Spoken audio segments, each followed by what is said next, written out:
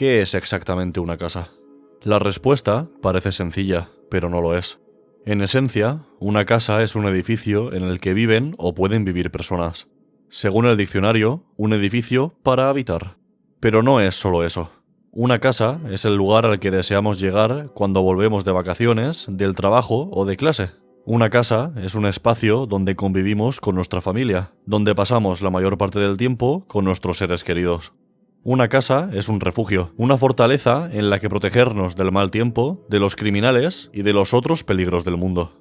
Una casa, por ende, es un elemento fundamental en la vida de la gran mayoría de las personas. Solo hace falta ver cómo es la existencia de las pobres almas que no tienen un techo bajo el que resguardarse.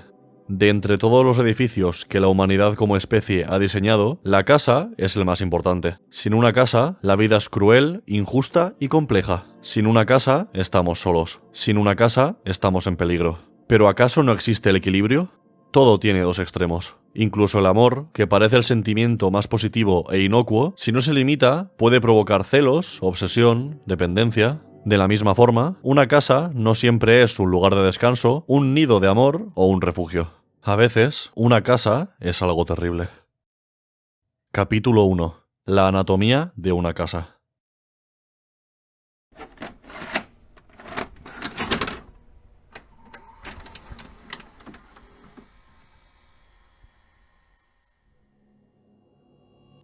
Anatomy es un juego de terror muy peculiar. Como si de una película de metraje encontrado se tratase, empieza con el sonido y el efecto visual de un VHS siendo introducido en un reproductor.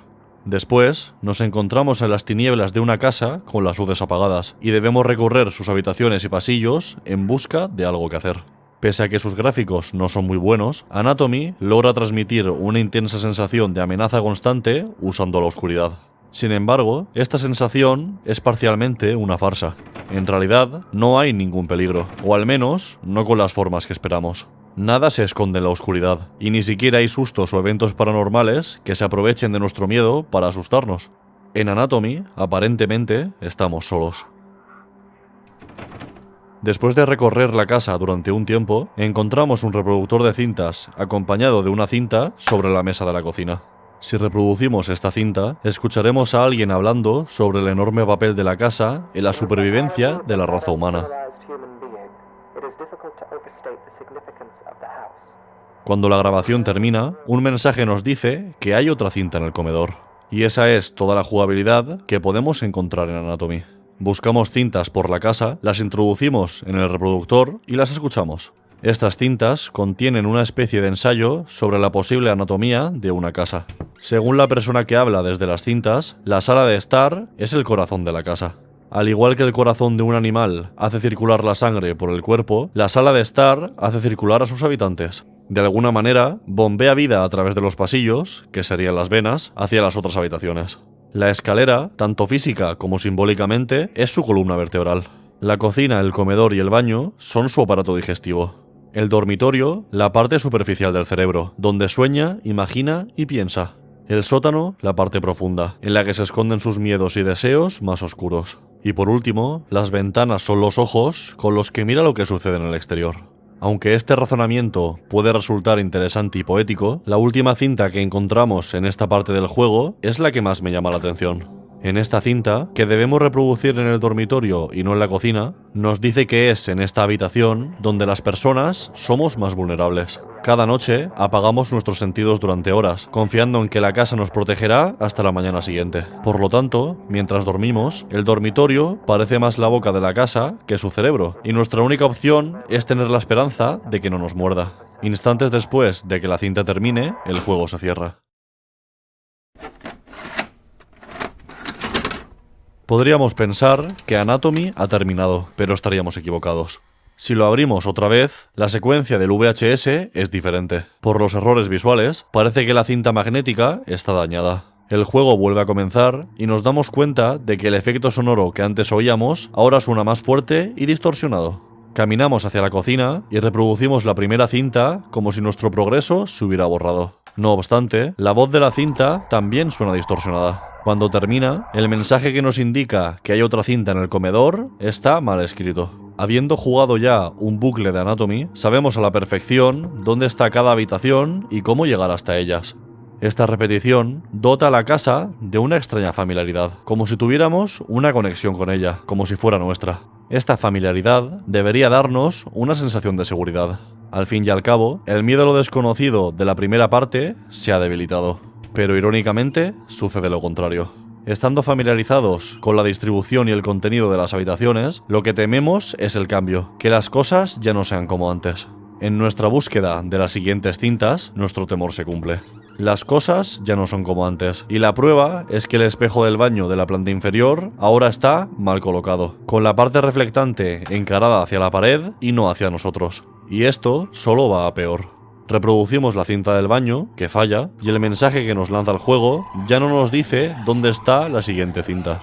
Lo que nos dice es, simplemente, que todas las puertas están abiertas. Toda nuestra familiaridad, tanto con la casa como con el juego, ha desaparecido. Sabemos que la casa es diferente, pero no qué cosas han cambiado. Y además, ya no tenemos una pista que seguir, por lo que nos vemos obligados a explorar toda la casa para encontrar el resto de las cintas. Durante la exploración, percibimos que la casa se está corrompiendo, que algo dentro de ella está fallando. Una puerta se abre para dar paso a otra puerta. El cuadro del baño de arriba parpadea rápidamente. El reproductor de uno de los dormitorios contiene los gritos histéricos de una mujer. El suelo y las paredes se agrietan de manera intermitente. Y la última cinta flota en el aire. Esta cinta es una de las más extrañas, porque una voz femenina interrumpe a la voz que llevamos escuchando desde el principio del juego para contar una pesadilla. At a stretch, and allowing for a bit of poetic sympathy, it might be said that the bedroom is not unlike the human mind, or those parts of it which dictate thought and imagination. In the bedroom, I dream that there are teeth. En esta pesadilla, cuenta, siente que dentro de ella están creciendo unos dientes. Después, un hombre entra a la casa, rompe cosas y desordena y ensucia todo. Así que ella se enfada, y aunque no tiene manos, cierra la puerta del garaje y rompe sus huesos. Más tarde, el hombre empieza a descomponerse, y los dientes crecen y crecen hasta que de la mujer solo quedan dientes, encías y tendones. the basement is dark. Entonces, la cinta termina con la otra voz diciendo que el sótano es oscuro. La puerta del sótano se abre sola, desafiando las normas que el juego ha establecido hasta entonces. Con cautela, nos acercamos a la puerta del sótano y nos adentramos en la oscuridad. Entonces, después de un pequeño susto, el juego se cierra por segunda vez.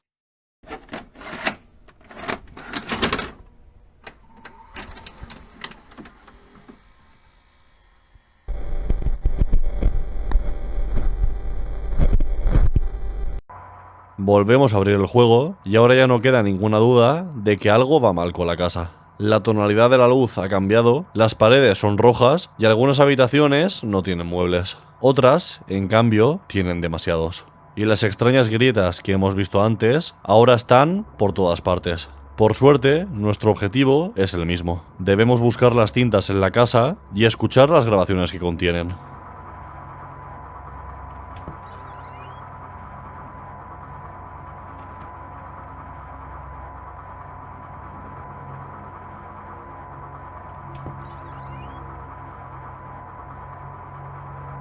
Después de reproducir la segunda, el juego lanza un mensaje que dice "me duele", y como para recalcar esta idea, el reproductor de uno de los dormitorios solo emite gritos de agonía.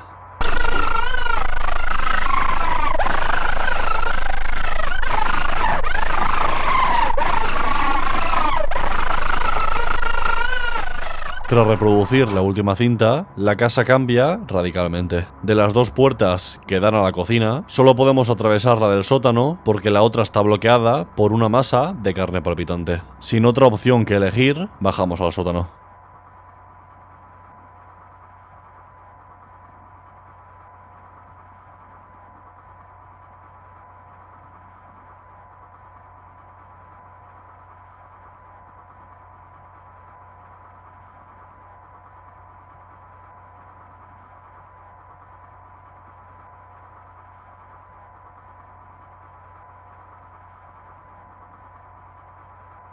Mientras una dentadura comienza a crecer en el techo y el suelo del sótano, se revela que la voz que hemos escuchado todo este tiempo es la voz de la misma casa, que nos habla para decirnos que hemos ignorado sus advertencias y la hemos hostigado al vagar por su interior sin consentimiento. Entonces, nos traga y empieza la parte final del juego, que dejaré en una incógnita para que la descubráis por vosotros mismos. Anatomy explora la idea de que las casas tienen vida propia y participan en una relación simbiótica con los humanos, es decir, una existencia cooperativa de la que ambos nos beneficiamos. Nosotros le damos vida a la casa, la limpiamos, la cuidamos y arreglamos los desperfectos que puedan aparecer con el tiempo. Ella, a cambio, nos deja vivir en su interior y nos protege de las amenazas del exterior. ¿Qué pasa entonces si los humanos rompen esta relación? ¿Cómo reaccionaría la casa si sus habitantes la abandonaran y la dejaran pudrirse y derrumbarse con el paso del tiempo? La respuesta, según Anatomy, es que la casa no se lo tomaría bien. Capítulo 2. Una casa es una cárcel. Skinamarink es una película de terror experimental muy extraña. En ella, dos hermanos, un niño y una niña, despiertan en mitad de la noche y se encuentran con dos problemas. Su padre no está y las ventanas y las puertas de la casa han desaparecido.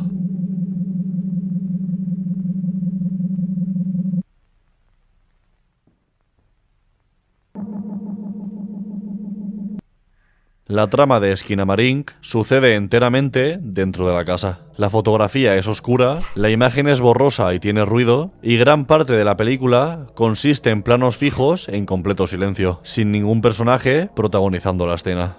Esto ayuda a generar una tensión, un sentimiento de anticipación por lo que puede llegar en cualquier momento.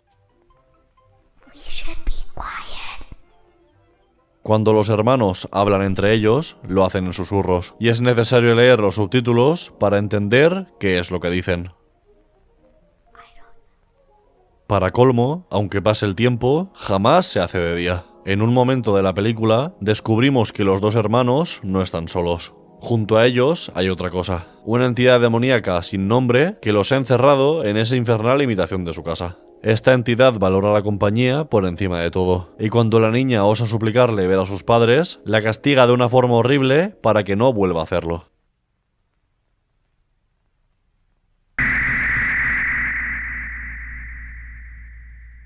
Esta criatura misteriosa y cruel da miedo, pero creo que es otra cosa la que convierte Skinamarink en una película terrorífica.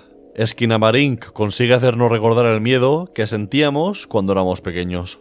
Los hermanos hablan en susurros por miedo a lo que pueda estar escuchándolos, incluso antes de tener el primer contacto con la entidad. La oscuridad gobierna la casa, alimentando el miedo a lo desconocido, que crece aún más gracias a los planos fijos en los que no aparece nada, pero en los que podría aparecer algo. Esa quietud, esa parálisis, da más miedo que la fórmula habitual de las películas de terror. Da más miedo porque es más realista, más probable, si queréis decirlo así. Llega un punto en el que parece que estás viendo cámaras de seguridad reales y no una película. Parece que estemos viendo algo que no deberíamos ver, la intimidad de una casa en la que unos pobres niños están pasando por un infierno en absoluta soledad. Skinamarink, para mí, expone una idea muy dolorosa.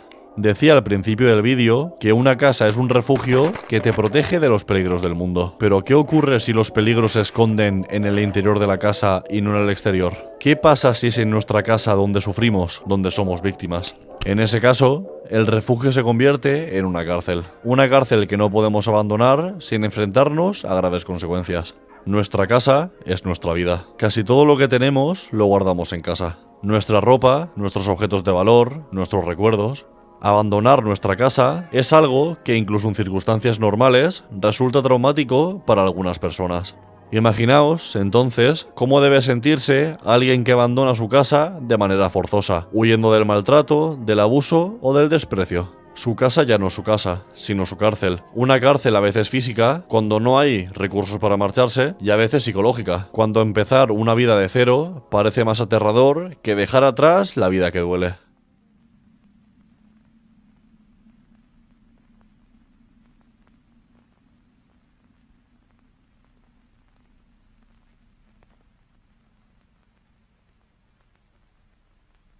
Los hermanos de Skinamarink quedan encerrados en su casa junto a un demonio, algo que en la vida real es imposible. Sin embargo, cada uno de nosotros tiene sus propios demonios. Demonios que pueden adoptar cualquier forma posible y que en ocasiones toman la forma de seres humanos. Cuídate de estos demonios, porque son los más peligrosos, y reza para no tener que dormir en la misma cama que ellos. Capítulo 3. Todas las casas están encantadas. Ningún organismo vivo puede mantenerse cuerdo durante mucho tiempo en unas condiciones de realidad absoluta. Incluso las alondras y las chicharras, suponen algunos, sueñan.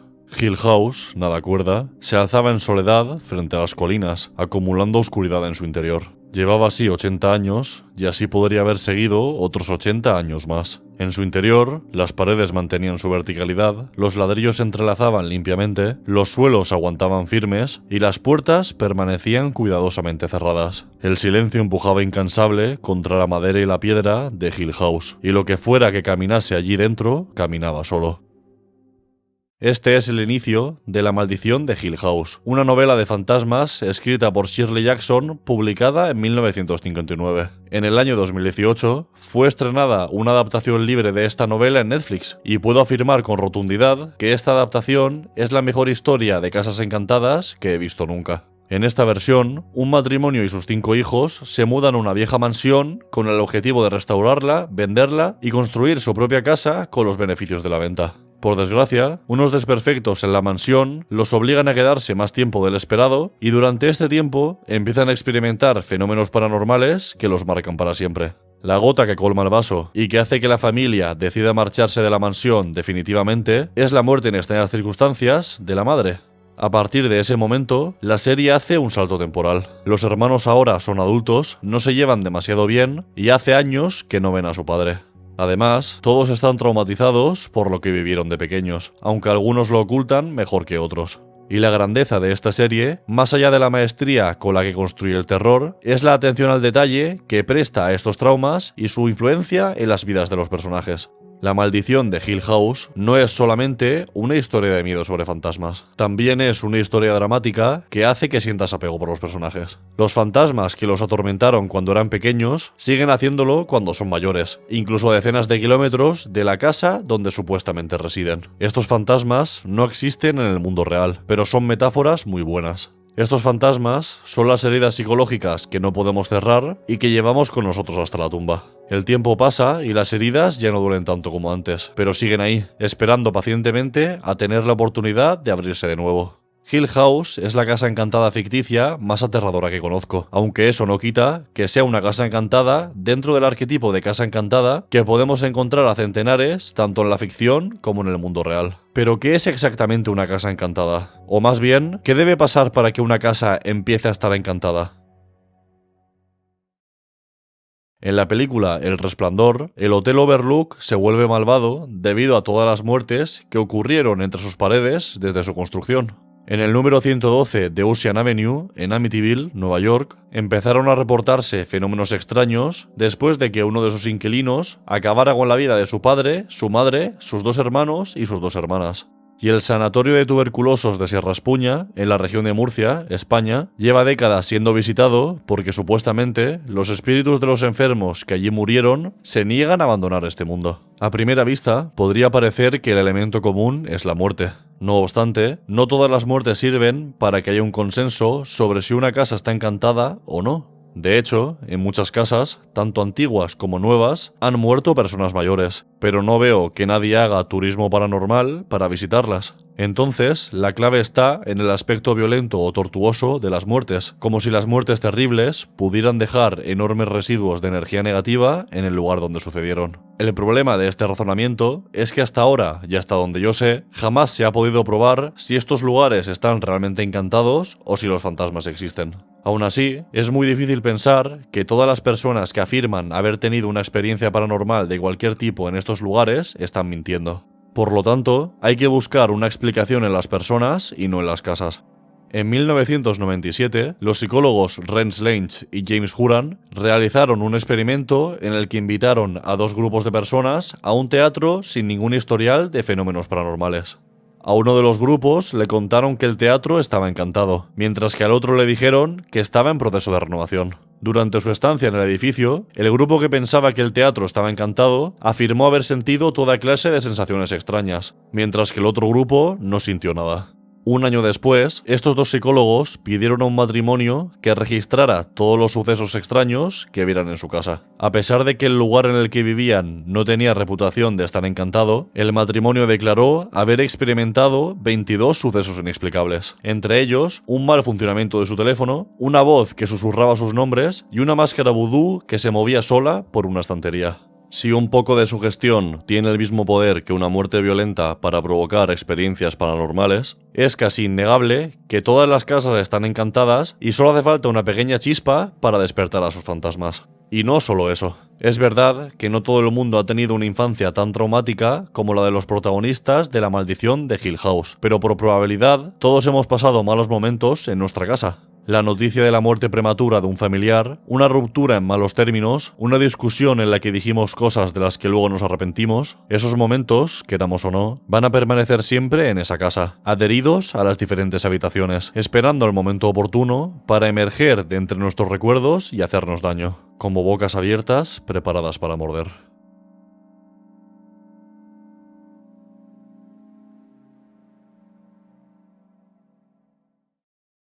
Muchas gracias por llegar hasta aquí, especialmente a Francisco Pablo y al resto de los miembros del canal. De vez en cuando hago directos en Twitch, así que sígueme allí para no perdértelos. Y si no tienes tiempo para ver los directos, suscríbete a mi canal secundario para ver los resubidos. Si quieres estar al tanto de todo lo que hago, te recomiendo que te unas a mi canal de WhatsApp, donde aviso de las novedades del canal, como vídeos nuevos o el comienzo de los directos. Hasta la próxima.